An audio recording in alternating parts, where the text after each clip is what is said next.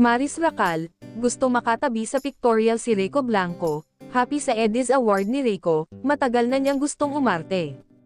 Very happy for him. And nakakatuwa din, matagal na niya gusto. Oh no!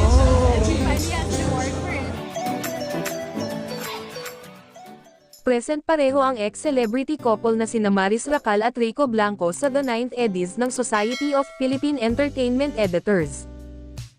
Si Maris ang itinanghal na Best Actress sa ika-9 na edisyon ng The Eddies para sa pelikulang Sunshine, habang Best Supporting Actor naman si Rico for Manila's Finest, katay si Will Ashley ng Bar Boys, After School.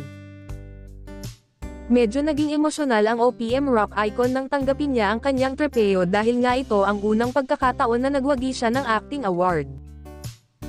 Nagpasalamat ang singer-songwriter at premyadong aktor na rin ngayon, sa buong production ng kanilang pelikula, lalo na sa kanyang mga co-actors. It's my first time to be nominated in the film industry. So this means a lot to me. Bago lang po ako dito and yet, na-nominate pa lang masaya na ako tapos nanalo pa po. Maraming salamat po, bahagi ng acceptance speech ni Rico. Samantala, sinabihan si Maris na may pictorial sa stage ang lahat ng nanalo at okay ba sa kanya na katabi niya ang ex-boyfriend niyang si Rico Blanco na nanalo namang Best Supporting Actor para sa Manila's Finest. Sandaling natigilan ang aktres at sabay tawa sa kasumagot naman ng yes. Namataan din na nakangiting pumapalakpak si Maris nang tawagin ang pangalan ni Rico bilang Best Supporting Actor si Rico sa naturang awards night. Masaya raw si Maris sa natanggap na acting award ng kanyang ex-boyfriend, sa katunayan talagang nais daw ni Rico na carry rin ang pag-aartista.